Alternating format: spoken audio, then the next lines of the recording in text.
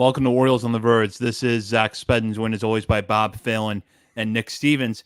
And on tonight's episode, we're going to break down a pair of Aberdeen outfielders and their seasons so far in Matthew Etzel and Enrique Bradfield Jr. Etzel, to this point, one of the better hitters in the Orioles farm system, while Bradfield seems to be heating up after a recent IL stint.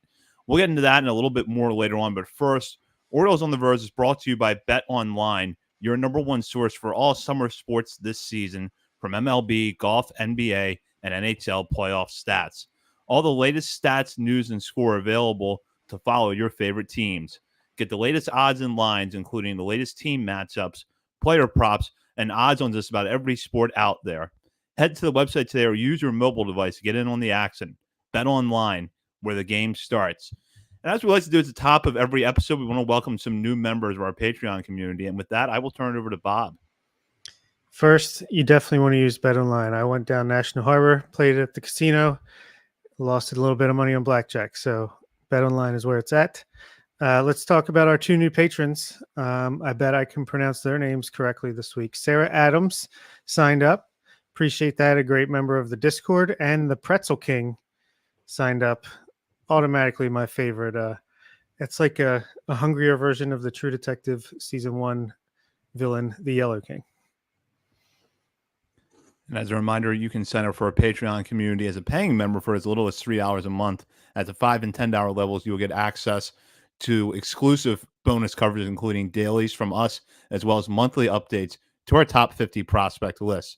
We'll dive in now to the main topic of this episode, which is the performances so far this season from Matthew Etzel and Enrique Bradfield Jr. And starting with Etzel, he has simply been one of the better hitters in the Orioles minor league system this year. Building off of a solid debut last summer, he now has 149 plate appearances through his first 35 games. And in that span is batting .302 with a .396 on-base percentage, .452 slugging percentage, 3 home runs, and a .145 WRC plus, indicating that he is well above the league average of 100 in the South Atlantic League. He's also displayed impressive speed, stealing 20 bases in 25 attempts, playing very good defense, and we love to cite our walk to strikeout numbers, and Etzel's are very good. Walk percentage right now 12.8 with a strikeout rate of just 19.5, which is good to go with the power that he has showcased so far. Nick, I'll start with you. Etzel came onto our radar last year because of the way that he played after the draft. And I think we knew going into this year that it was appropriate to have reasonably high expectations for him. But so far, I think he's outperformed those.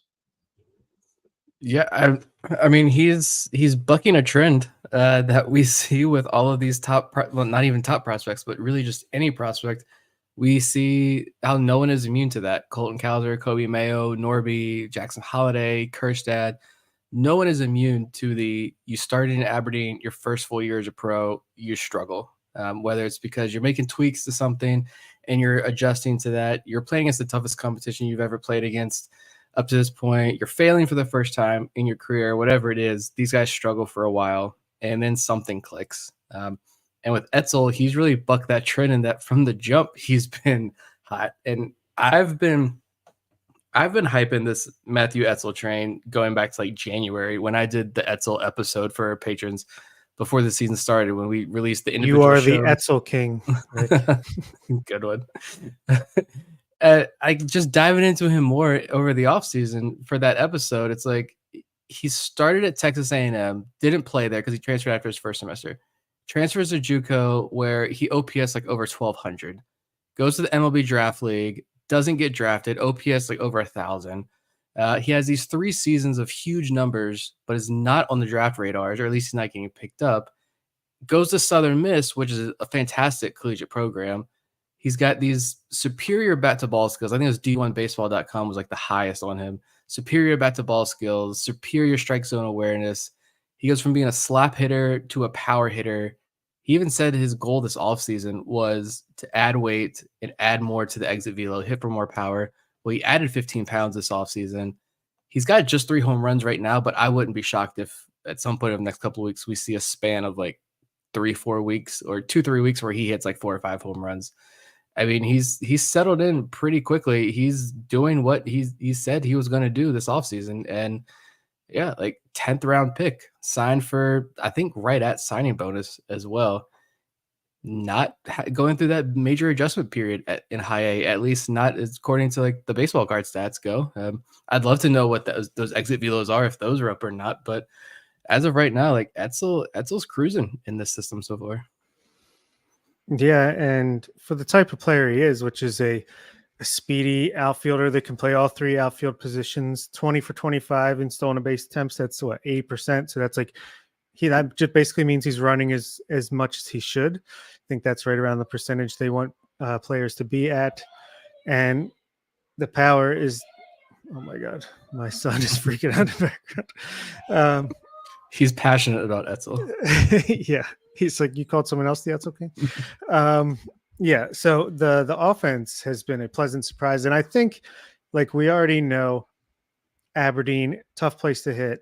That's without even saying, but I think it's like Bradfield has a 106 WRC plus with an OPS of 75. Etzel's at 145 with a OPS around 850. So I think it's even more of a pitcher's league this year than maybe it has been in recent past. So just makes what him and guys like Creed Willems are doing even more impressive. So yeah, I think Bowie is probably not too far in his future and just got off to an incredible start this year, following up a great start after he was drafted last year. And yeah, you couldn't ask for much more from a guy drafted in the 10th round. He's basically performing like the first round pick.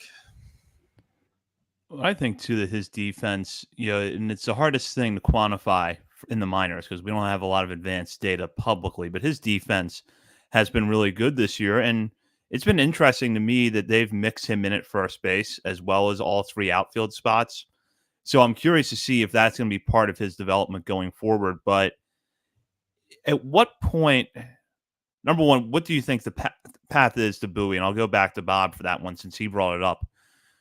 How soon do you think we could see him in Bowie? And at what point in this season, if he's able to sustain this on some level, does he start to get more attention nationally as at least a back end top 30 guy?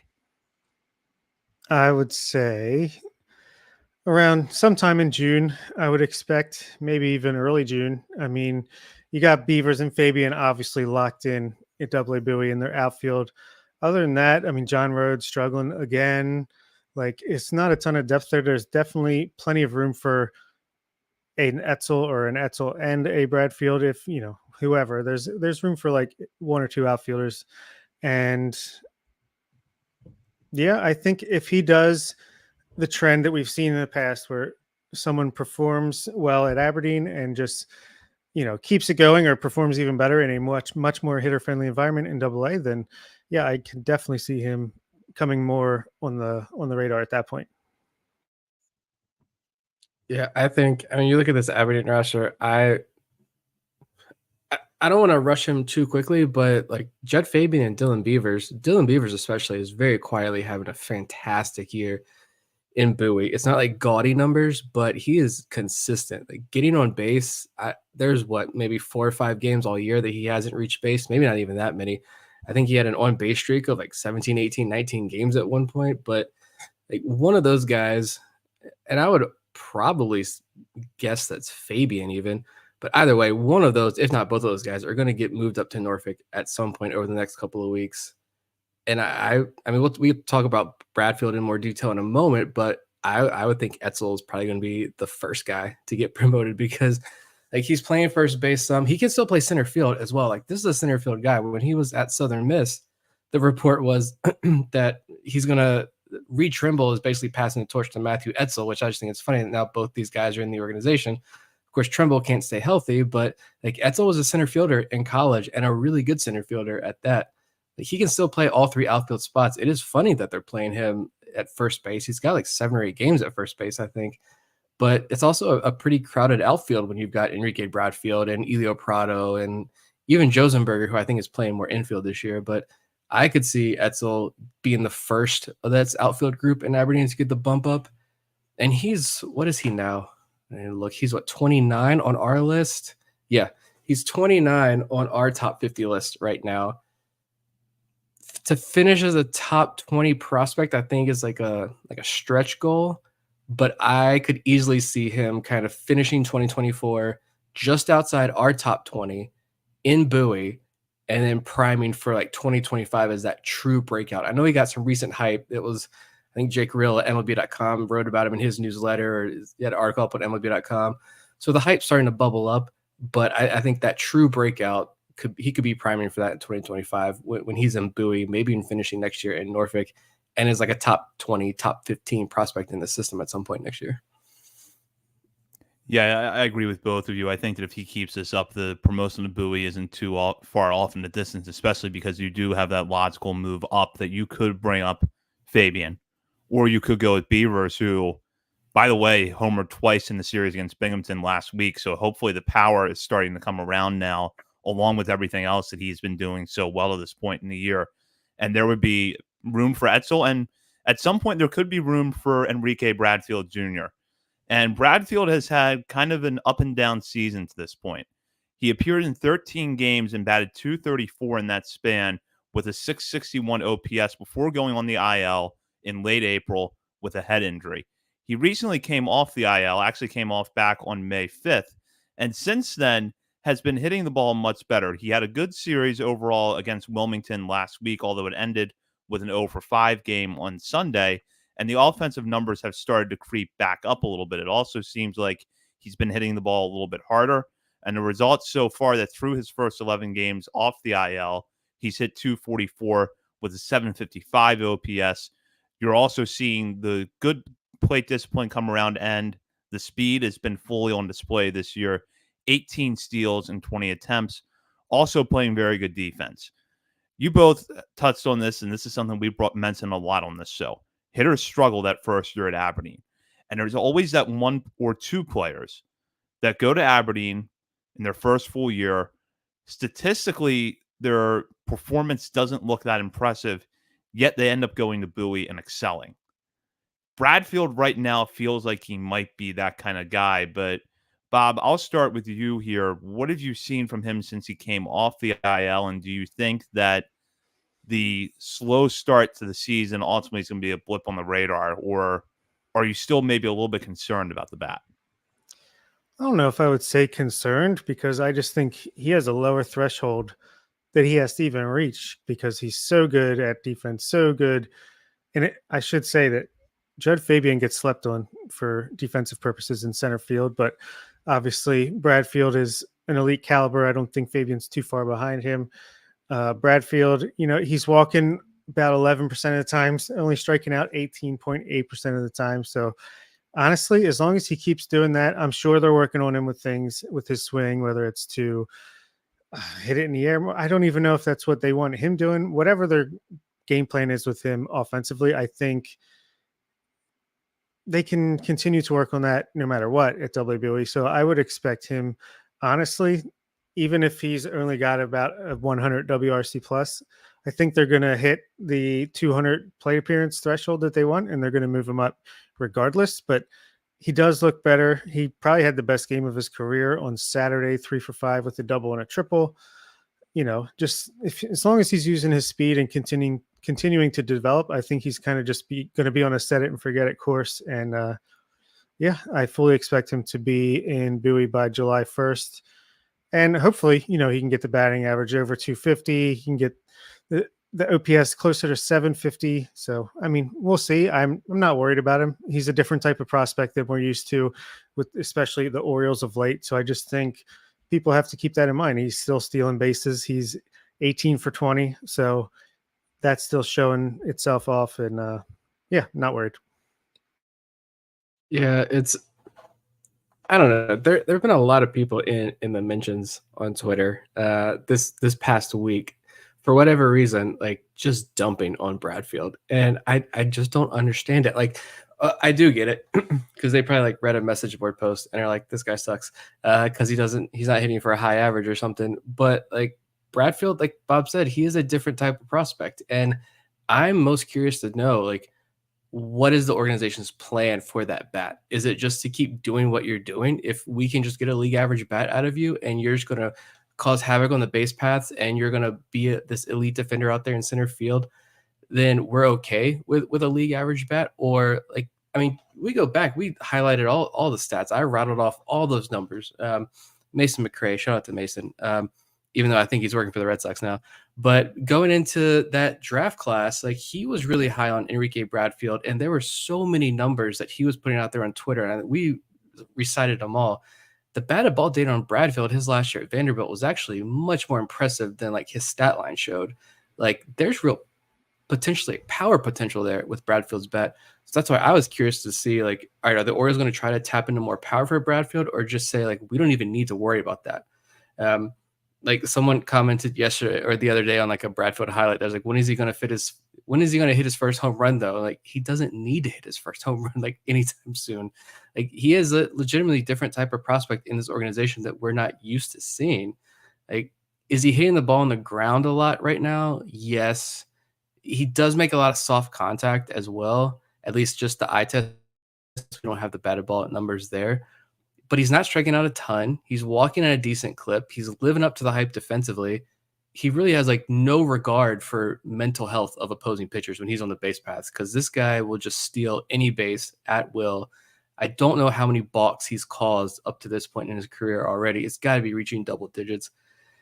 I don't know. I haven't loved the bat so far this year, but when you watch him play, like I can't remember if it was Saturday or Sunday. It must not have been Saturday if that was his 3-for-5 game. Maybe it was Sunday. Either way, there's a game this weekend where he was like a combined 15 total feet from a double home run day. He flew out twice to the warning track. So, and we'd be having a completely different conversation right now. And I think the mood on Bradfield would be completely different if he homered twice in one game, which he was very close to doing just the other day. So, like, yeah, you looked at the numbers, like pre-concussion, he had a WRC plus a 95. Post-concussion, it's a 118. Like, he's trending up. I like what I saw this weekend. I don't think there's any rush to push him up to Bowie at all. But, like, then again, if they like the bat how it is, then maybe we do see him in Bowie in a couple of weeks. And I don't know. I'm not concerned though, but he's a unique prospect in this organization that I think a lot of people who follow the minor leagues, you gotta like change like expectations and change how you watch this guy, because he's a completely different type of ball player. Yeah, there's a clear difference between a player like Bradfield and a player like Judd Fabian.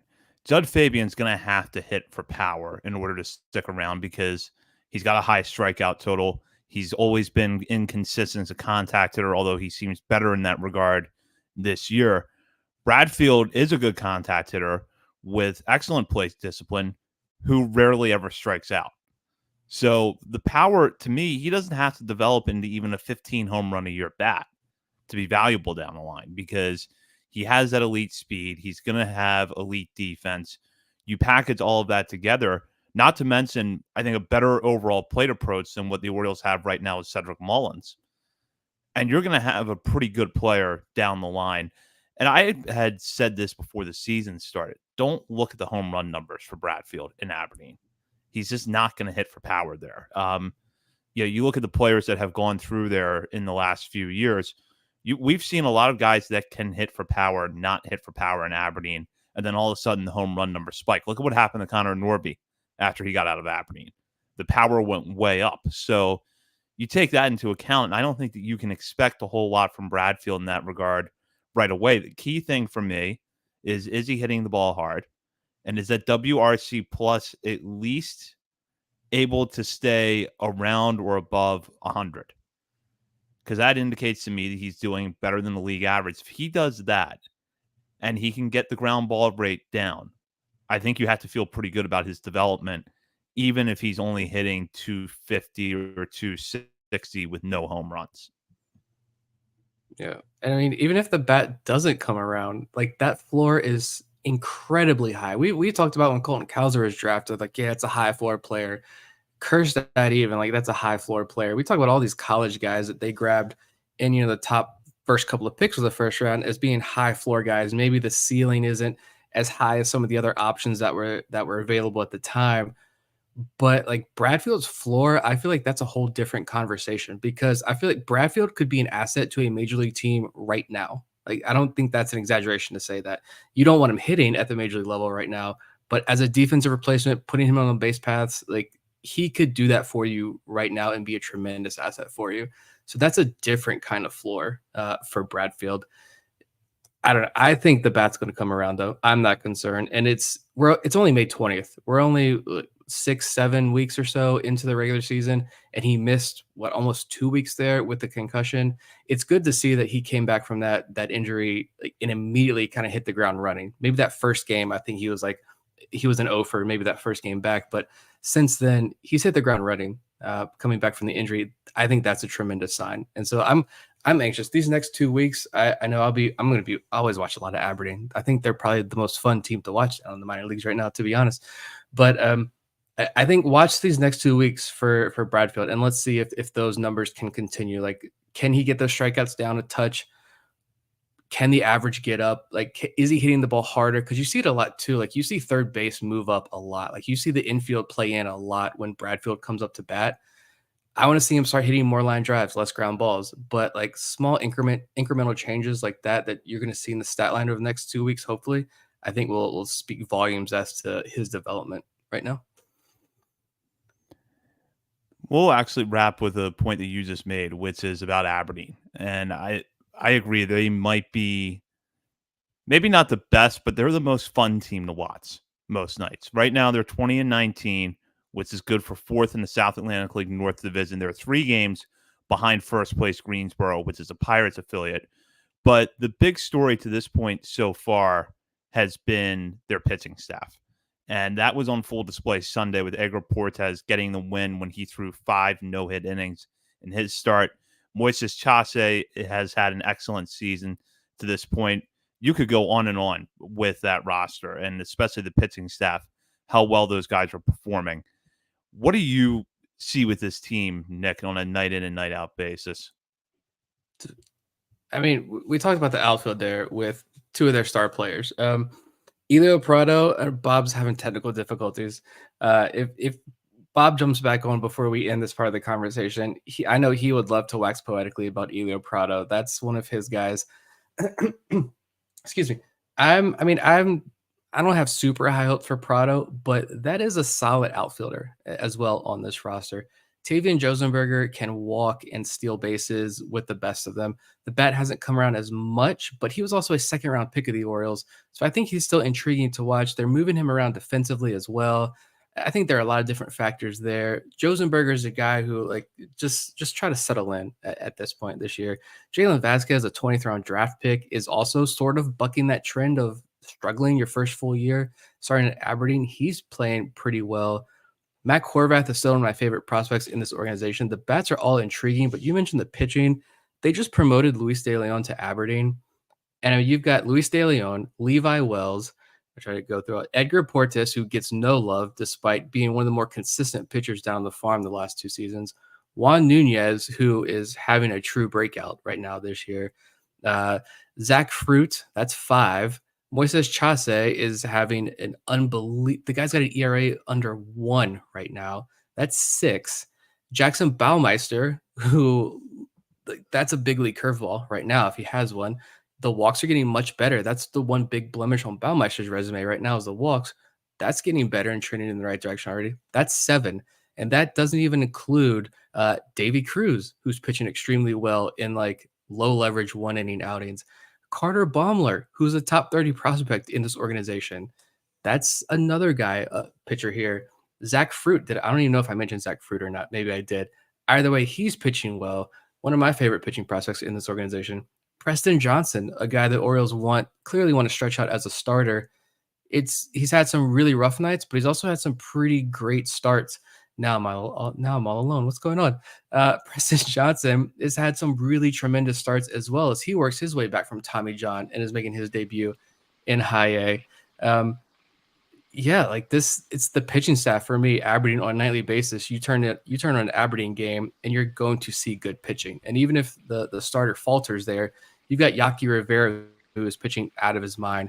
Teddy Sharkey we haven't seen the last couple weeks because of a back injury. Even the bullpen as well. Dominic Freeberger was the Big East hitter of the year last year at UConn. Orioles signed him in the offseason as a pitcher.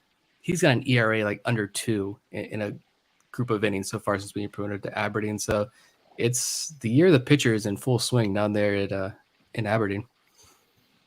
feel like we predicted this.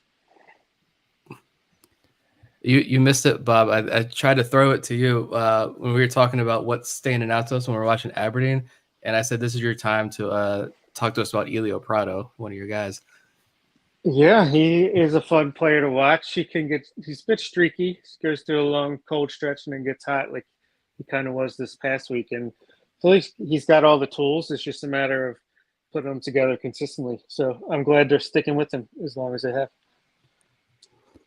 We'll go now into our final segment of the episode where we shout out a player outside, or actually a pitcher and a hitter outside the top 30 portion of our top 50 list for something they've done recently, whether it's been a good game or a good week, or maybe there's just something in their stat line that we want to point out.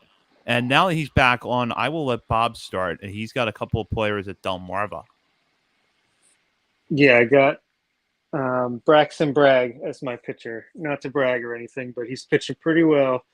I think he's got 33 strikeouts to only like 4 walks so far, 2.25 ERA. Just, this was a guy who wasn't like that elite velocity type of guy, more of a ground ball pitcher from what I recall. He's got an interesting arm slot. Obviously he's too good for Delmarva, but, they're going to let these guys pitch. I think it's more about getting the innings in the development end than like, since they're blocked ahead of them, and Bowie's blocked by Norfolk, Aberdeen pitchers are blocked by Bowie pitchers, et cetera, et cetera. They're going to just continue to get their innings and work on what they need to work on. But Braxton Bragg, whenever he inevitably gets promoted to Aberdeen, it'll be interesting to see if he can continue to pitch like this against high A hitters. And my hitter is Angel Tejada, who I kind of predicted. I think we predicted Anderson De Los Santos would be the big breakout hitter at Delmarva this year. That does not appear to be the case, at least so far. But I think I did mention Angel Tejada as a guy who, got a lot more run than you would expect as a 19-year-old last year. Struggled a little bit, but got a lot of playing time. And this year he's batting like 282 with the OPS around 725. And he's really yet to start walking in his career. He's more of a free swinger, has stolen 19 bases, hit a couple of home runs, some doubles. If he can learn to, get those swing decisions a little bit better, walk a little bit more, I think he's a guy, as he's only 20 years old still, that could really surprise some people in the next couple of years. Like it. I'm going up to AAA, and this is rare for me. I feel like I'm going with 2 older guys, not so much prospects, but I'm going up to AAA Norfolk, and I just want to shout out Daniel Johnson. And I think it was our spring training preview episode where we talked about players who aren't going to make the major league roster but are going to pop in spring. And I'm pretty sure Zach said Daniel Johnson, and I had no idea who that was or that he was even on this roster. I'm pretty sure I just pulled up the roster real quick, and I was like, oh, there he is. Well, now he's OPSing over 900 in Norfolk. He's got 8 home runs, 15 total extra base hits. He's got, and he's this year's Das Cameron, right? But I feel like with more power and a better strikeout rate. But just this past week, he hit 400 with a pair of home runs, a pair of doubles, 500 on base percentage. And also looked like he's typically at the top or near the top of the exit velo leaderboard on a nightly basis for Norfolk. He's got a 45% hard hit rate for the Tides this year, which is behind Holiday, Mayo, Kerstad, and Stowers, but Holiday actually has the hardest hard hit rate in Norfolk right now at 49%. Twitter would tell you otherwise, but he's hitting the ball incredibly hard down there. Kerstad's at 48%, Mayo's at 47%, Stowers is at 45%. So Daniel Johnson is right there with Kyle Stowers and not too far behind Kerstad, Mayo, and Holiday in terms of hard hit rate. I just wanted to shout him out. He's having a good year.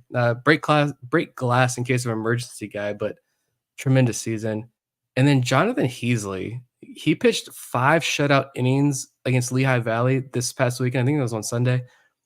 And Lehigh Valley's got a pretty solid AAA lineup, like David Dahl, Jordan Luplo, Esteban Quiroz, old friend Cody Roberts, even for the diehards, if you remember him. But just 1 hard hit ball allowed in 5 innings for Heasley, 2 hits, 1 walk, 5 strikeouts.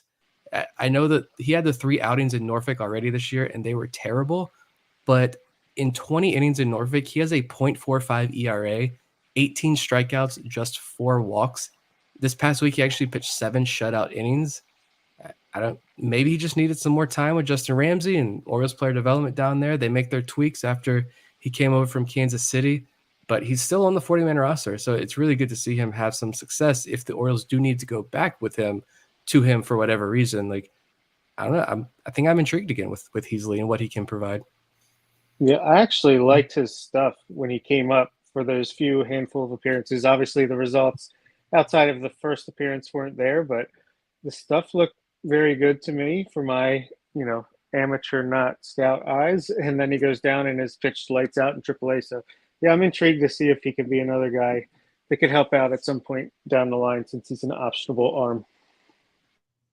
Yeah, I could definitely see him back in the major leagues at some point this year. And I'll go with my guys now. I'll start with my hitter, who is Elio Prado. Bob touched on it. Prado does run hot and cold. And so far this season, we've seen a little bit more of the cold than we would like. But over the weekend, he hit the ball about as well as anybody can, including on Sunday's series finale against Wilmington when he went 3 for 4 with a home run and a double.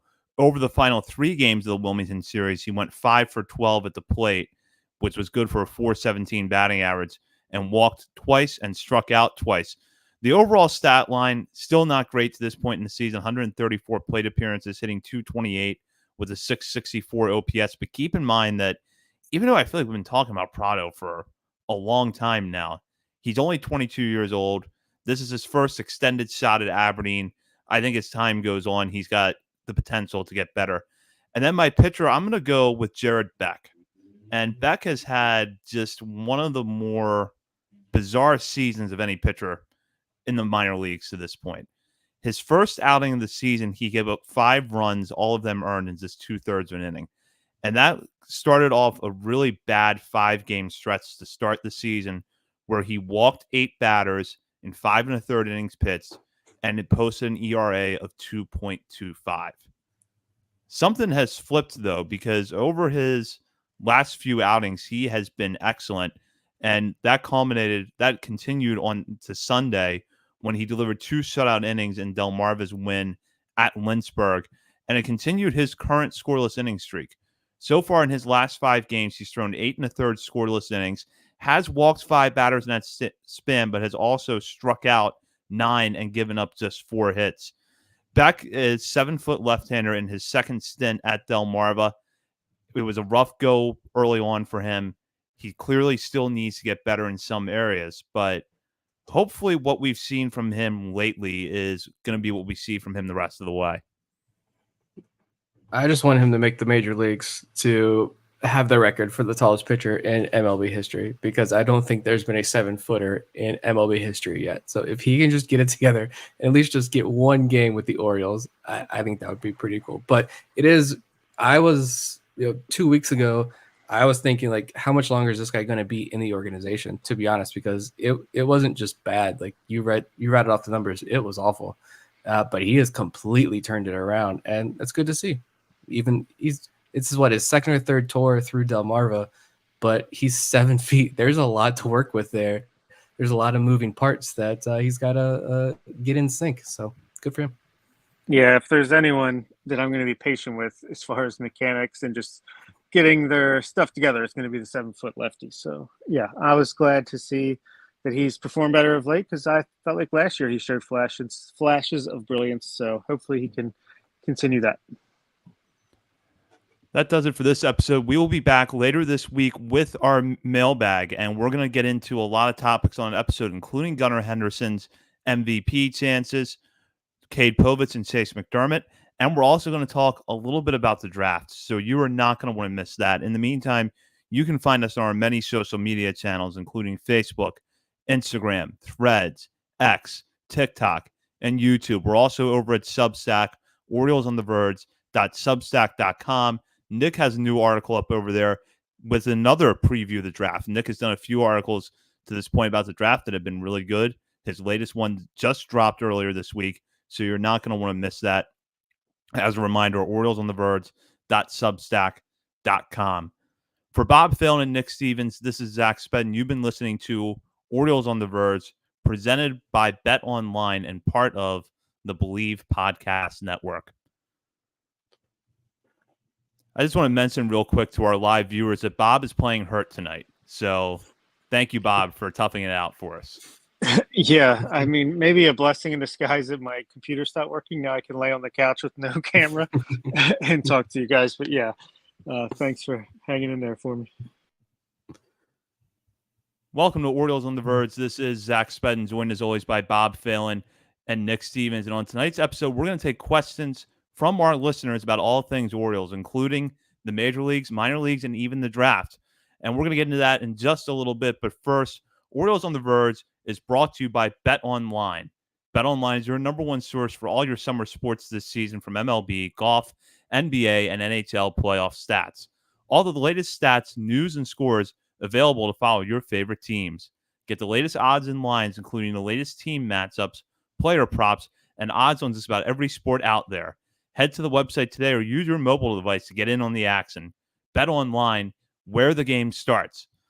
And we'll start now with our first mailbag question, which actually comes from me. I'm not even going to use a pseudonym. What are Gunner's chances of winning American League MVP? It's really early, but Gunnar is tearing the cover off the ball lately.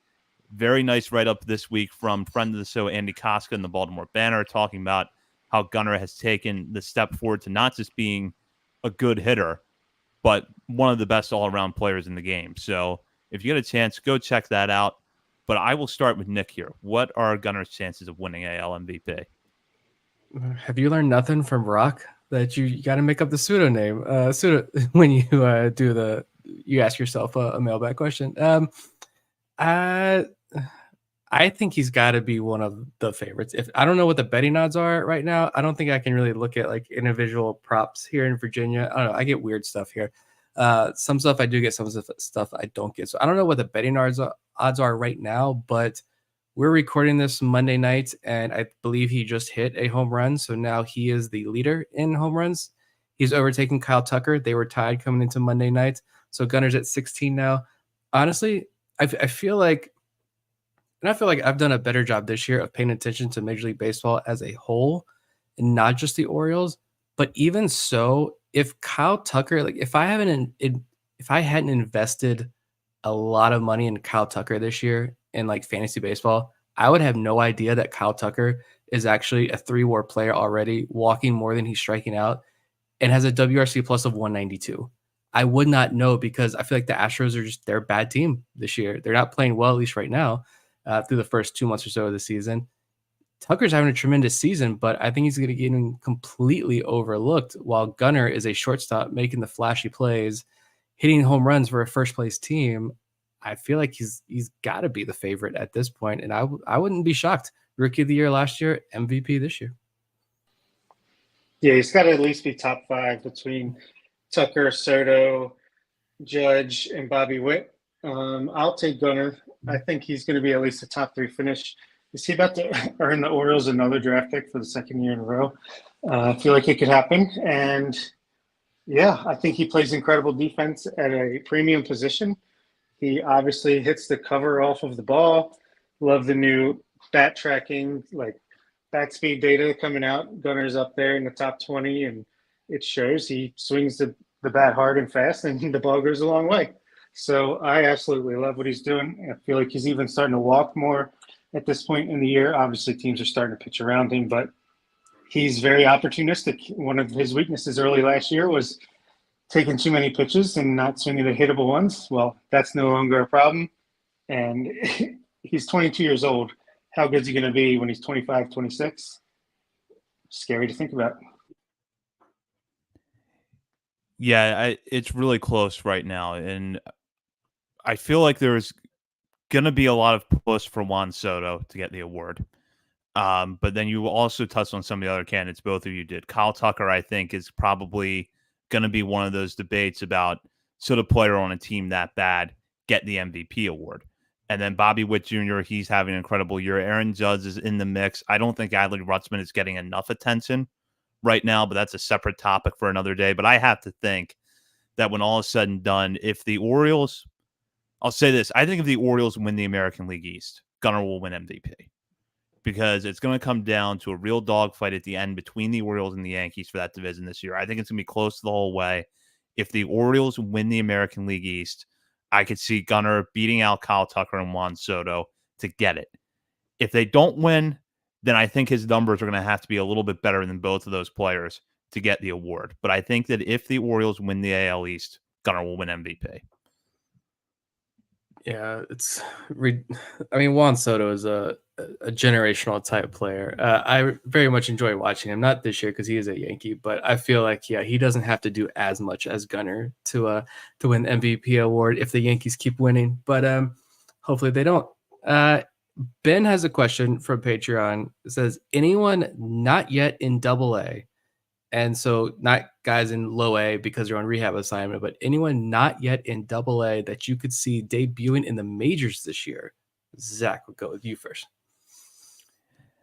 I don't see it happening this year. And for one main reason, which is that the arms that the Orioles theoretically could fast track, they're not going to do it. We've heard about Levi Wells. I think it was Joe Doyle that said if you put Levi Wells in the bullpen, you could fast track him to the majors. The Orioles aren't going to do that. They're going to try to develop him as a starter. And I agree with that approach. I don't know if it's going to work, but I agree with trying it on the front end. Teddy Sharkey has been used in a way that I was not expecting him to be used, at least before he went on the IL this year, where he was having a lot of multi-inning relief outings, which tells me the Orioles don't plan on giving him the 3 outs an appearance and fast tracking him through the minor leagues. There's some things they want to work on with him, and they feel like the extra innings are a valuable part of that process, even if he's not going to be a bulk innings guy later in the year. And I'll touch on Enrique Bradfield Jr. because we talked about him a lot in our last episode. I know that there's always been, really since he got into the organization, there's always been that question of, could we see him on a playoff roster in the not too distant future because of what he can do with his speed and his defense? I don't see that happening this year for 2 reasons. One of them is that as long as Jorge Mateo and Cedric Mullins are around, you've got those things covered. And even if Mullins' bat never gets going this year, he'll have a roster spot because of that. And the other is the Orioles have so many prospects for so few 40-man roster spots that I don't know how they would give one to Bradfield now when he's probably 2 years away from being an everyday major leaguer. So my answer to that question for now would be no. Yeah, I'd also say no. I think the biggest candidates would be Teddy Sharkey, but he's hurt with a back issue. I definitely feel bad for him there tonight. And Matthew Etzel, I mean, we might be the Etzel Kings, but he ain't going to overpass some of these guys. Bradfield, you got Jorge Mateo performing really well on the active roster for your speed and defense. It's just really tough with a farm system this loaded, this deep.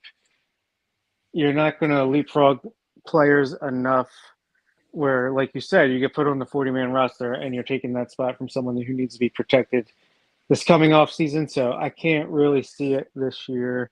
If Cameron Weston counts since he started in single A, I think he would be the best candidate, but even him, I don't think it's in the cards this year. I think maybe the end of 2025 would be more realistic. Yeah, I like the Weston shot though. I think the 2 options for me would have been Bradfield and Sharkey, but Zach mentioned why for Bradfield. Mateo, we talked about that before the season started, about that option of, adding Bradfield to a playoff roster. If you're going to go all in, push your chips all in. You traded for Corbin Burns. Let's go all in and win this thing. Like, worry about the 40-man protection stuff, the Rule 5 stuff later. Like, go win a World Series with Enrique Bradfield on the roster, playing defense and stealing bags for you. But that was also under the assumption of Mateo not sticking around. Like, that bat just becomes so inept that you can replace the speed and defense because the bat is just so inept at this point. You've got to get rid of him. But that is not the case right now. Actually, as we're recording this, Mateo is in a tremendous stretch at the plate and has found his groove right now. And is it going to stick? I doubt it, but you're going to ride that hot hand as long as you can. Even if he's not hot at the plate anymore, he has found I think the Orioles have found a role for him, or he's going to provide tremendous value. And Sharkey, like Bob mentioned, he's got the back injury. And when you watch Sharkey, like he's his control and command hasn't really been there when he was on the mound to start the year. And if you tweak that, like Zach mentioned, he's doing 2, 3, or going multiple innings. I hate that. I'm not going to question the Orioles in their pitching development because it's been tremendous this year in the last couple of years. But I hate when they roll him out for a second inning. Just you know what you've got with Sharkey. He's a 1 inning just monster. Throw him out there for the 1 inning, let him do his job. But I feel like his control command could take him to a whole nother level, and there's zero need to rush him at this point. So yeah, I say no as well. All right, let's move on to a question from Matt now. We have, after what we've seen from Paul Skeens and Jackson Holliday, do we still think Jackson Holliday is the best prospect in the league? He just would like to make sure people know that he does, but he feels like Skeen has closed the gap. Let's go with Nick. I don't know. I think they're both tremendous prospects. And like once Holiday's back in the majors hitting well, I think they both make the game of baseball better. I don't know. I don't see any reason to compare the two. I hope both are like multi-time all-stars and have epic battles for the next decade plus. That was a tremendous outing against Chicago the other day when he struck out with the first 6 batters or something. I hate when people are like, he's going to blow his arm out. There's Tommy John just around the corner. Like, I hate when people say that. Just enjoy the fact that Paul Skeens shoves and he's already doing it in the big leagues. And like this Pirates team drafts, I love their drafts. I don't know if it's going to work out for them, but Jared Jones, Paul Skeens, like they've got some pieces, especially in that rotation. Pirates are a fun young team to watch, especially from the pitching side of things. I don't know. Both can be tremendous players in their own right. One could be a multi-time all-star shortstop. One can be a Cy Young candidate. Two tremendous talents. Yeah, I agree with Nick. Probably the way I answer the question more directly is that, yeah, I still think Holiday is the top prospect in baseball just because of the impact that he could give you on an everyday basis. And not to mention, there always is a little bit of volatility attached to pitchers that you don't have attached to a middle infielder. But they're both excellent prospects. I hope that they both have good, long, productive careers because they're going to make the game better if they do. Paul Skeens, just wait till Cade Privilege makes his debut. No, he's a great pitcher.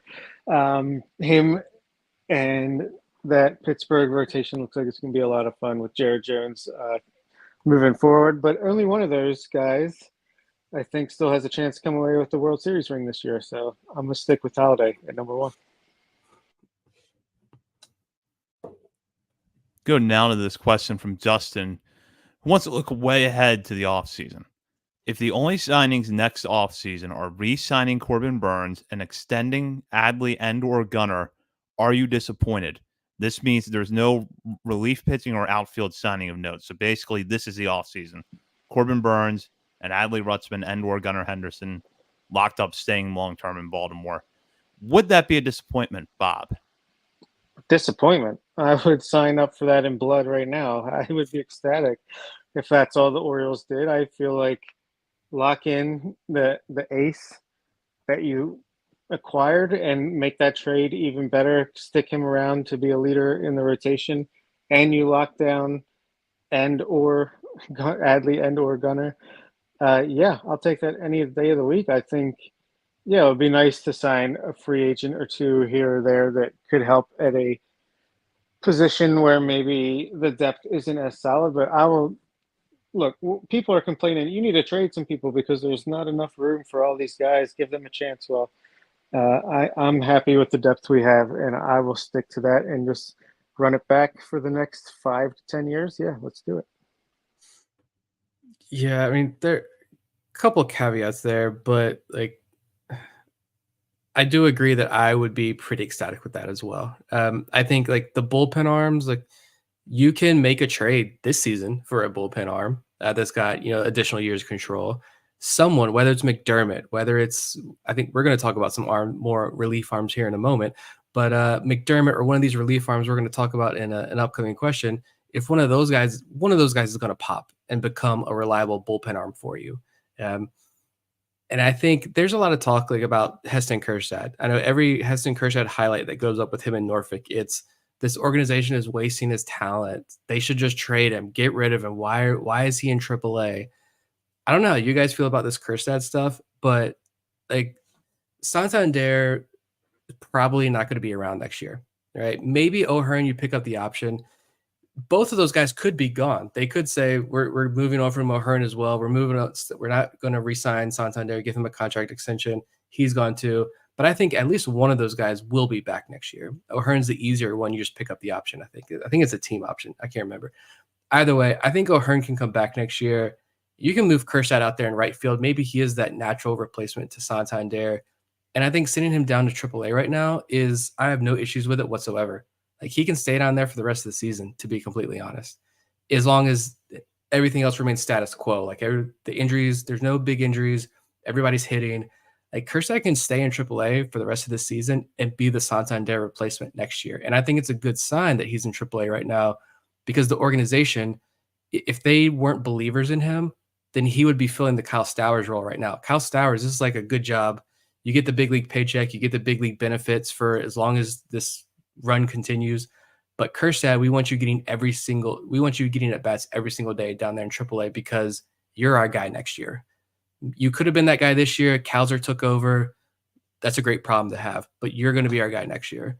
So there's your replacement. I think one of these bullpen guys does pop. You can probably trade for somebody as well. You re-sign Corbin Burns, you extend Adley or Gunnar, you win another World Series next year after you win one this year.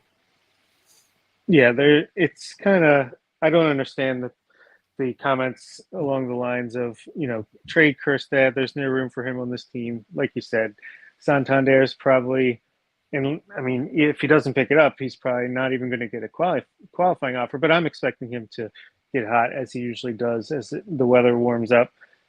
But I don't think he'll be back next year. Ryan O'Hearn, team option for $7.5 million. That's obviously going to be picked up. But if Kerstad, like Vivek said, is your Santander replacement, yeah, he can mix between right field and DH. And Ryan O'Hearn can still have the same role he does right now. And is Kerstad going to step in and be Santander right away? I don't know. Maybe.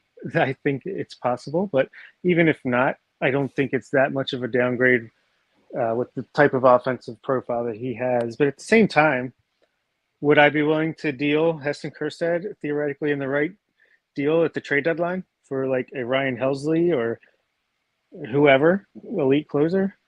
I would definitely at least consider it. So, that's the great thing about having depth. You don't have to trade it. Elias has clearly proven that you can hang on. It's within your right. And at the same time, if the right deal comes along, i.e. Corbin Burns, you pull the trigger and you move forward with that. Yeah, I would be perfectly happy with that offseason, because you keep around a guy who's going to probably be a Cy Young finalist this year, and you're undisputed ace in Corbin Burns. And on top of that, you keep one of your franchise cornerstone players, or maybe both in this case. You can fill the other areas of the roster with the depth you have, which brings me to the point about Kerstad. I don't have any issue with him being in AAA right now, because the bats clearly aren't there for him in the major leagues. And playing every 5 days against a right-hander and having to play out of position on the field, like playing left field at Camden Yards or DHing all the time, isn't really good for his development. And there is still some development with Kerstad. He's not a fully baked prospect yet. You look at him sometimes on defense, it's a little bit of a struggle. They've tried to incorporate first base, and so far I don't think that's really working. Maybe it won't have to in the end, but he hasn't quite taken that position the way I would have thought that he would have. So, but the bat is there. He's going to hit for power in the major leagues. I have no doubt about that. So if next year he's your Santander replacement, and you have Corbin Burns back, and you have Adley or Gunnar signed long-term, that's a win. If you could only extend one, though, Gunnar or Adley, who are you extending?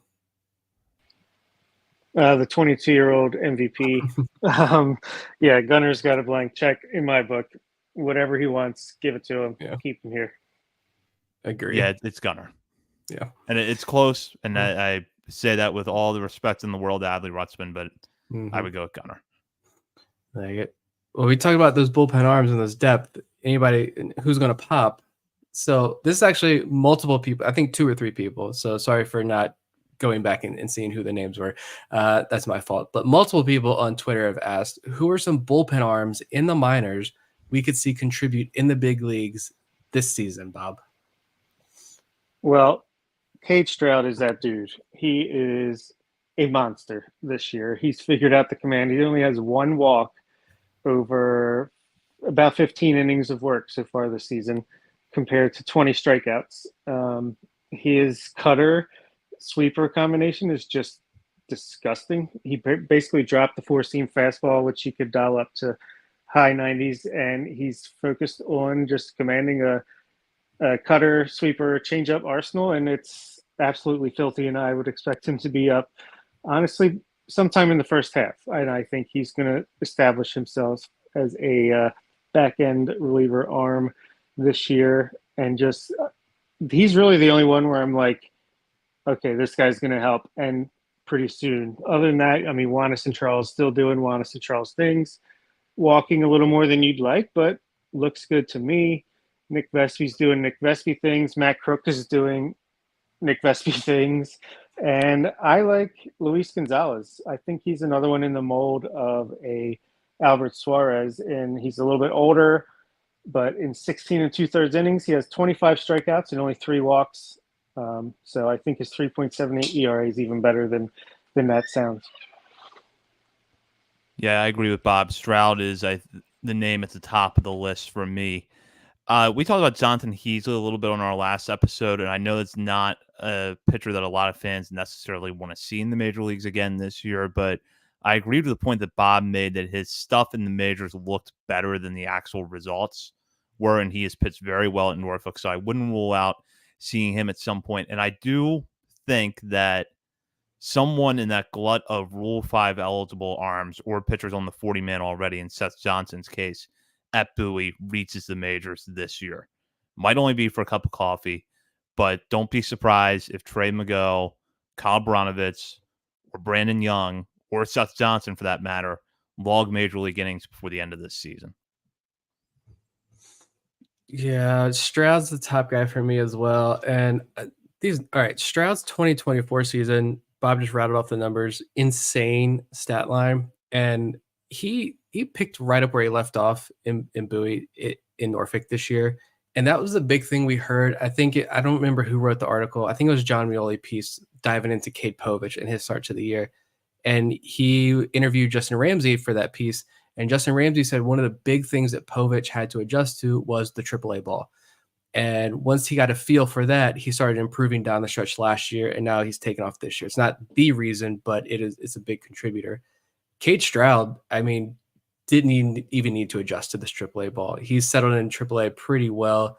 And last year, though, this isn't coming out of nowhere, because last year, to break this down kind of quickly here, last April, he allowed just 1 earned run, but he walked 8 guys and struck out 4. And then last May, he had an ERA over 16. In June, he started turning things around. He had 15 strikeouts to 7 walks. July, 16 strikeouts to 5 walks. August, 14 strikeouts, 2 walks. 6 innings in September to close it out. He had 11 strikeouts in those 6 innings. He flipped that switch last year in Bowie and is just taking his game to a whole nother level this year. I think it's going to be he's going to be a contributor at some point for sure. Just Sunday alone, when he pitched 20 pitches, 7 whiffs, he had a 54% whiff rate, topped out at 97. I think that plays. Luis Gonzalez, I wrote about him recently over on Substack. I just think it'd be an awesome story, and he's pitching well. He's 32, former top 30 prospect in the system. Spent the last couple of years pitching in Mexico, Asia, Italy, the Dominican. Fastball, slider, lefty. He's been getting a lot of whiffs down in Norfolk. I think he could be a contributor at some point, even just for a short term. And you look at the AA arms, and like Keegan Gillies probably has the better odds. But Dylan Hyde is a name. He's one of my favorite just pure relief arms in this system. But I'm much more hesitant to go with the guys down in AA right now because of that.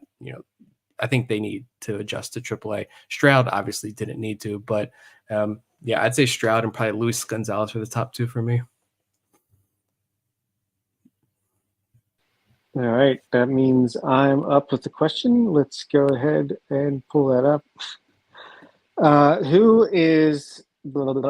Who's your most intriguing pitching prospect not named Cade Povich or Chase McDermott. Zach? That's from The Bird is the word, by the way. Great commenter in our Discord channel. You could really pull any pitcher out of that Aberdeen staff right now and talk about him. You could talk about Cameron Weston in the season that he has had so far. But for me, the most intriguing guy outside of those two was Luis De Leon. He went back to Delmarva this year, and I actually thought, based on the way he pitched last year, that he could have started this season in Aberdeen. But there was one thing he clearly needed to improve, which was his command. His command was a little inconsistent at Delmarva last year. He went back there to start this season and absolutely delivered on that.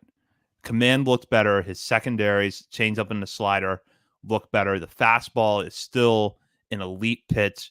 I have made the point before that I think De Leon has top 100 prospect traits. He's not there yet, but you look at a left-hander who throws that hard, who has two pitches that could develop enough alongside the fastball for him to be a starter.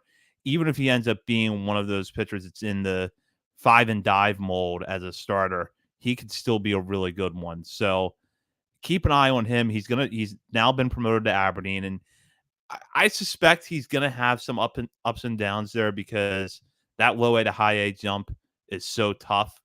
But I think he can handle it, and he's only 21, and that's something to keep in mind. Is that someone is that young and that good in high A, and I've really been pleased with what he's done so far this season. Yeah, even going back to last year, 19-year-olds who throw 95 from the left side and have feel for multiple secondaries in low A, like they don't grow on trees. And now Aberdeen has another 21-year-old stud international pitcher. Like this isn't your daddy's Orioles minor league farm system anymore. This is a new farm system for sure. My gut said Luis De Leon when I was thinking about this question, but I'm a Michael Ferret guy. This is my guy that I enjoy watching a lot down on Delmarva since the Orioles drafted him, and they drafted him as this scrawny 19-year-old JUCO kid. He's added 2 miles per hour to his fastball, which is up to 97. He's added more than 10 pounds. He's completely revamped his secondaries. Like I think here's how it's going to play out with Ferret. He's going to continue pitching well this year. John Muley is going to write an article about him, diving into him, and one of his pitchers on the farm series. Steve Molesky is going to interview him. There's going to be an interview with Michael Ferret on Masson. More people are going to acknowledge this kid exists. He's going to pitch 80 to 100 innings in Delmarva, and then they'll shut him down. And then next year, he's going to start as a top 25 prospect in the system.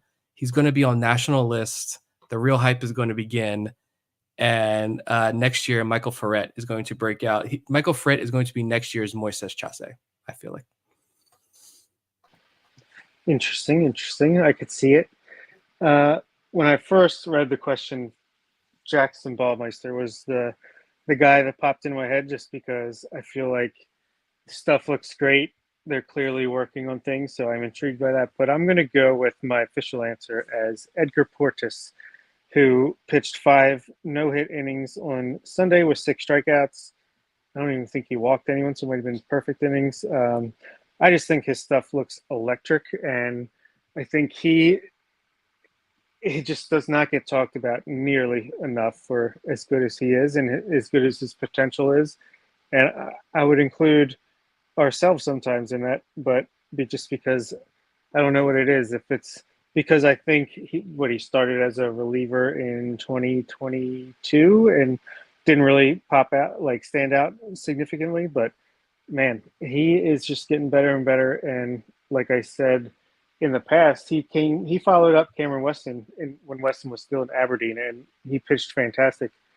But it only took like 3 pitches of Cortez coming in behind him for me to be like, whoa, like this was more impressive than what I just saw Weston do. So love both pitchers, love so many of the pitchers in this organization, but I'm going with Cortez.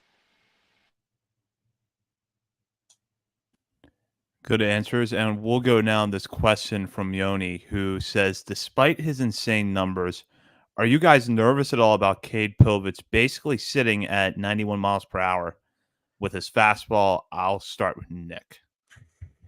Absolutely not.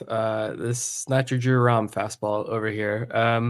I haven't played around with this baseball savant stuff for like 2 years, but I've been poking around a little bit more since they added the minor league search data function there. So I don't know if I'm even doing this right. Maybe you guys can at some point fact check me on this one. But if I search on Statcast looking at the AAA numbers, if I search by fastball only and I put in a 500 pitch minimum, which 500 pitches total, but then break it down just by fastball, AAA level only, and I sort by whiff rate, I see 92 pitchers on this list. And the fastball whiff rate in AAA, the leaders, Spencer Howard is number one, 35.6%. Chase McDermott is number two at 35% whiff rate just on the fastball. Cade Povich is number three at 33% whiff rate on just the fastball. And that includes like all variations of fastballs, cutters, all of it. I think that's pretty darn impressive. Extra note here, Justin Armbruster is actually fifth on that list at 31%, which I think was fascinating to see his name on there. But that's why, yeah, I'm not concerned. He can throw at 91 all day. He tops out at like 95 or so. He can throw at 91 all day if the rest of his repertoire is working as well as it is. And it's clearly getting swing and miss better than pretty much anyone else. Yeah, I don't know if he's got the invisible like Keegan Aiken or just, great extension, whatever it is, the hop, or just the mix of all his different pitches that he can throw for strikes. Clearly it's working for him, so not concerned. And I'm actually not surprised to see Hornbrewster up there because the off-speed stuff has been his problem 1,000% this year. But very cool because McDermott, we know how dominant his fastball is. I think talking about that reliever question, I mean, McDermott could come up towards the tail end of the season and just pump gas to help the team win out of the bullpen. But if Povich is just a notch or two under him, then clearly it's a good fastball no matter how much the velocity says. I'm not concerned about it just because the movement of the pitch has always sort of been the point with Povich's fastball that we're high on more than the velocity. It's nice that he can hit 94 or 95 in a start, but he's really at his best when he's changing speeds and he's not bringing the heat early in the game necessarily. He's a pitcher that I think works better when he's 90, 91 in the first inning and then reaches back later in the outing and hits 94, 95 here and there, mostly 94. But that's what's going to make Cade Povich successful in the major league level. He doesn't have to throw 94 to make that happen because not only is the fastball a good quality pitch, but he has so much else around it in his repertoire that one of his pitches cannot work on a given night. But if two or three others are, he's going to find a way to be successful. So I'm not nervous about it at all. Like it. Two more questions here. Next one's from Vivek. Who are you guys looking at with pick 22 and pick 32 in the upcoming draft, which conference tournament play starts like this week? The draft is quickly approaching. We'll start with Zach on this one. So I like a guy that you wrote up in your most recent Substack post, Orioles on the Verge at Substack.com, and who Jim Callis recently mocked to the Orioles the 22nd overall pick, and that's Brody Brecht out of Iowa. Now, Brecht is one of those pitchers that has good stuff, but has not really delivered the results you would necessarily want to see. And there is a definite reliever risk there because at this point, he's really a two-pitch pitcher. Fastball, slider, not a whole lot else that he can bring to the table. But a couple of things that I think are worth noting. Digging into his background a little bit, he was actually a two-sport athlete until pretty recently. So he has only been focusing on baseball exclusively for the last year or two. So you have to figure that he's probably a little raw at this point. And the other thing is that he's getting better as the season goes on. You look at his numbers since April 1st, 61% strike rate, 59 to 17 strikeout to walk ratio, and it's held batters to an opposing average of, or opposing hitters to a batting average of 133. If there's one thing that we know the Orioles like in the draft, it's players who get better as the season goes along. That was a big reason why they took Jackson Holliday 1 overall a few years ago. And obviously this is a different situation, but I could easily see Brecht being the pick if he is there at 22 because He's getting better as the year goes on, and he kind of fits the model that the Orioles like. They like pitchers with good fastballs who have a secondary that can be a plus, that they can build on that foundation and develop from there. We saw that with Trace Bright. We saw that with Jackson Baumeister. Brecht could be the guy that they do it with this year. And then for the second pick, where there's the second pick overall in the draft for the Orioles, 32 overall, I'm going to throw out a name here that is a little bit under the radar to this point, but Joe Doyle had a nice write-up about him in his mock draft back in April, and that is Northeastern outfielder Mike Sirota. And the reason I could see him being a target for the Orioles is that up-the-middle player, has some power, but questions about the hit tool. If the Orioles can develop the bat, you're looking at a potential 5-tool player. And let's face it, when you're picking 33rd, you're going to have to take a chance one way or another. You're not going to get a guaranteed prospect at that spot. You're going to get someone you're going to have to develop in some way, shape, or form. Sirota has not had a great season necessarily at Northeastern, but there's been flashes of good all-around potential from him. So this is someone that I've only been starting to follow very recently, but I would not rule him out as a target for the Orioles at the 33rd pick, because you figure Brecht fits their model for pitchers, and Sirota to an extent fits their model for hitters. Yeah, I'm by far our least, college guy, draft guy coming in beforehand. I'll catch up when it gets here, but just from what I've seen in our Discord, which appreciate Vivek and others like Nick who posts in there some really good information.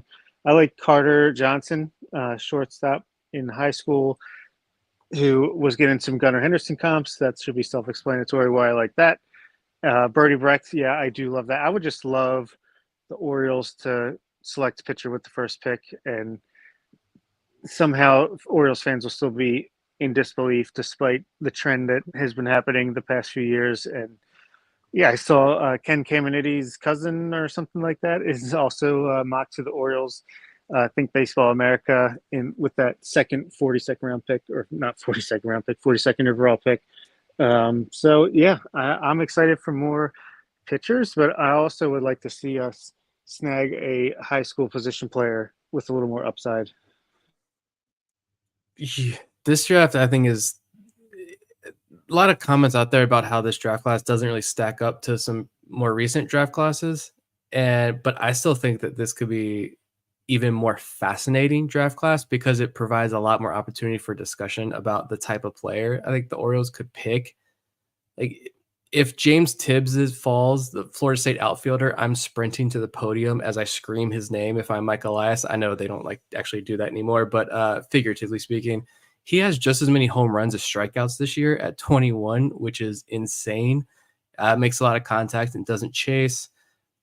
Mississippi State outfielder Dakota Jordan, that's a guy that I'm falling in more and more in love with. He's a sophomore with massive power, some of the quickest hands in the country, and top 4 in the country as a freshman in average exit velo and 90th percentile.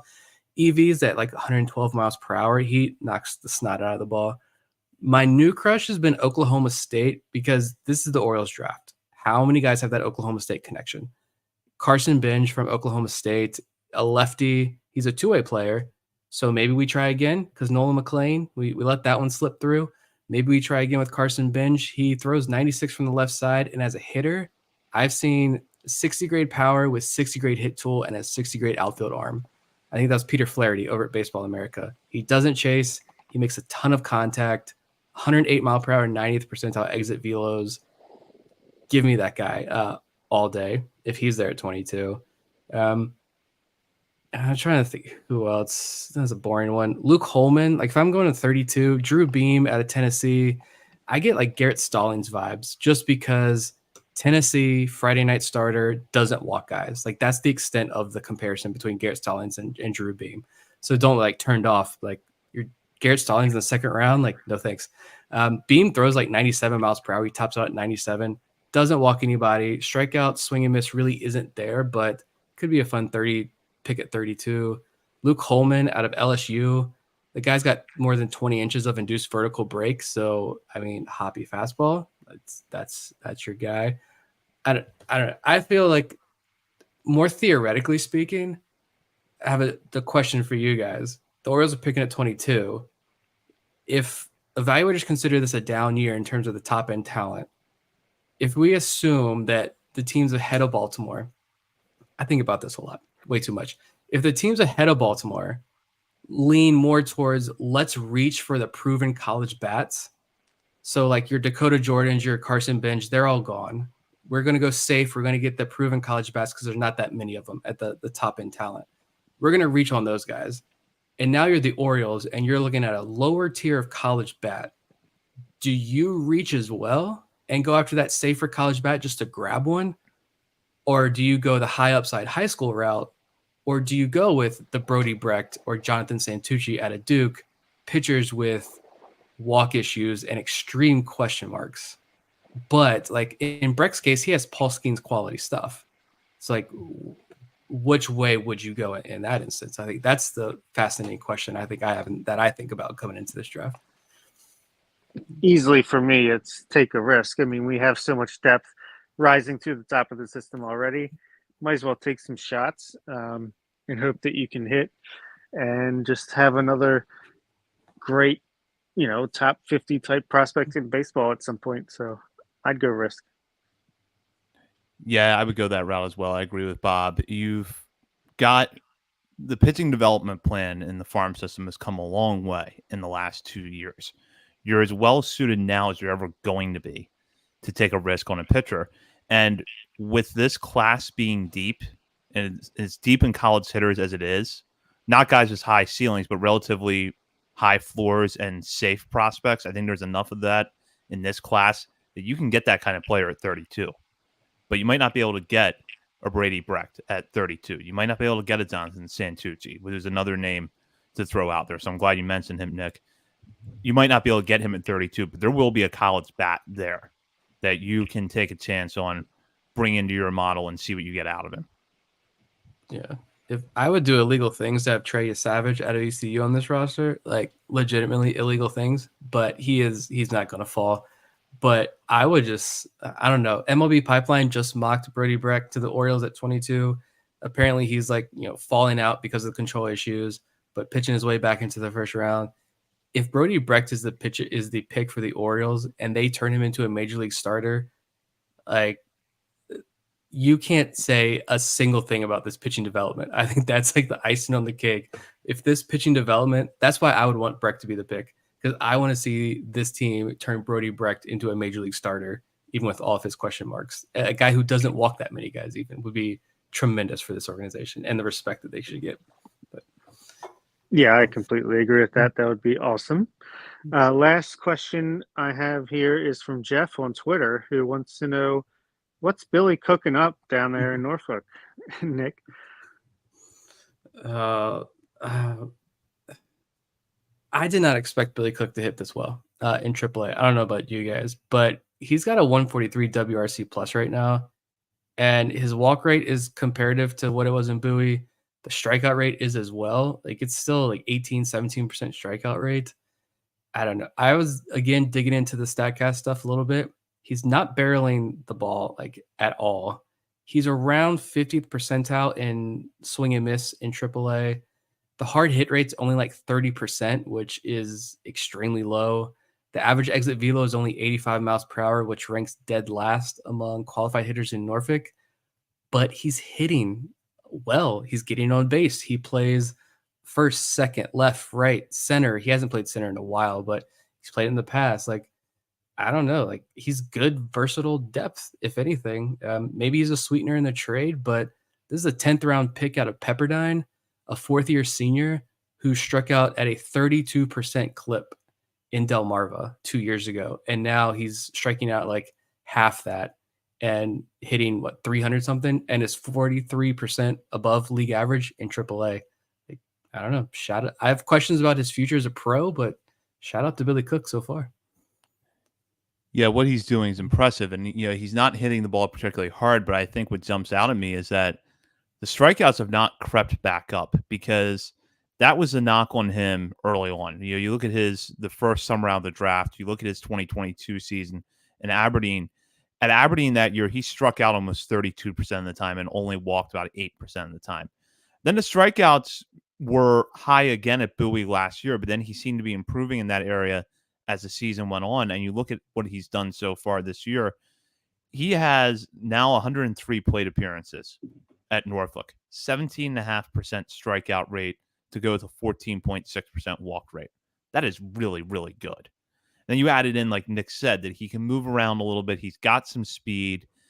And the home run power hasn't necessarily been there to this point the way that it was last year, but I don't really know that you need it to be with what he can bring. I don't know what his future is going to be as a big leaguer, but I do think he's going to get to the major leagues. And I could see him just, if nothing else, being a guy who has a long career as a quality depth option. And I should note, MLB Pipeline recently put him in its top 30. So he's starting to get a little bit of recognition nationally as well. To me, you can see the way the Orioles are using their bench this year. They like having bench players that can be bench players and aren't desperately wanting more playing time. And I think Billy Cook will be the definition of that. He's versatile. They like that as well. I can already tell he's going to be one of Brandon Hyde's guys. He's going to be like the next Ryan McKenna, who coaching staff, front office, players all love. Fans are going to hate him for some reason just because he'll come in and sparingly play and bat to like a 750 OPS or maybe a little bit less, but he'll be valuable, but not quite valuable enough for the fans to really get behind him. I'll be behind him the whole way. Plenty of puns abound with his name. So, yeah, I think he's a major leaguer as soon as next year. But like you said, also, I feel like he could be a guy that is included in a deal and has more value in a trade than people may think. Before we wrap, I just want to throw this out there. Ryan McKenna was claimed by the Giants over the weekend. He's no longer an Oriole. The Giants come in September for a 3-game series beginning on September 17th. Will we see the Ryan McKenna tribute video on the video board before his first at bat? He's got to be on the major league team for that to happen. I think they're DFA him by then. Can we, first of all, like Ryan McKenna and Michael Baumann in the past week or so, like go back to when we started this podcast in 2020 and then to see how their careers played out and knowing that you guys mentioned those are Brandon Hyde's guys. Did you think that we would see by May, before the end of May, both of these guys DFA'd, one out of the organization already? Baumann, I'm sure, is probably going to be out in the next couple of days. Like, I guess this is a new era. Like Michael Baumann, and like they get a lot. Not to extend this further than we need to. They're gone, but like these guys get a lot of crap from us as well, from a lot of Orioles fans. But like they served a purpose. They pitched like Michael Bauman's a major league pitcher. Ryan McKenna can serve a role in a major league team. But for those guys, especially Michael Baumann, to not have a spot on the Orioles pitching staff just blows my mind. That's how good this pitching staff is, that we can't fit a guy like Michael Baumann. 2 years ago, you're relying on Michael Baumann to be a stud at this bullpen. It sucks. It's part of the business, but it's also, as a fan, it's kind of fun, to be honest. Yeah, I mean, you can't complain. I think if you could say you're making a pick for, I can't remember exactly which rounds they were, but you said they're going to have this amount of playing time with you before they leave the organization, they'll take that every time, just as far as where they were picked and projected to go in their career. The holdovers are kind of finding their way out, and it's going to be all Elias guys soon. Kind of funny that Keegan Aiken outlasts Michael Baumann in the bullpen. That's kind of, did not see that coming, but yeah, wish him the best. But it's the end of an era. It's time for, Elias's guys and the guys that came up since 2019 to start taking over. Well said. With that, we will wrap up this episode. We will be back next week. In the meantime, you can check us out on our many social media channels, including Facebook, Instagram, Threads, X, TikTok, and YouTube. We're also on Substack, OriolesOnTheVerge.substack.com. You can catch Nick's latest draft preview there, as well as some other Orioles news. And while you're browsing around the internet, be sure to check out our Patreon community. You can sign up to become a paying member of our Patreon community for as little as $3 a month. And at the $5 and $10 levels, have access to exclusive bonus daily coverage from the three of us, as well as monthly updates to the top 50 prospect list. Patrons also have their own channels in our Discord community. You're not going to want to miss out on the benefits, so go check that out over at Patreon. For Bob Phelan and Nick Stevens, this is Zach Spedden. You've been listening to Orioles on the Verge, presented by Bet Online and part of the Believe Podcast Network.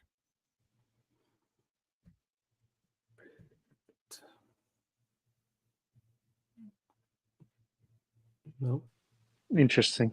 It's still recording, still live. But yeah, it was a good show. Thanks to everyone that watched live.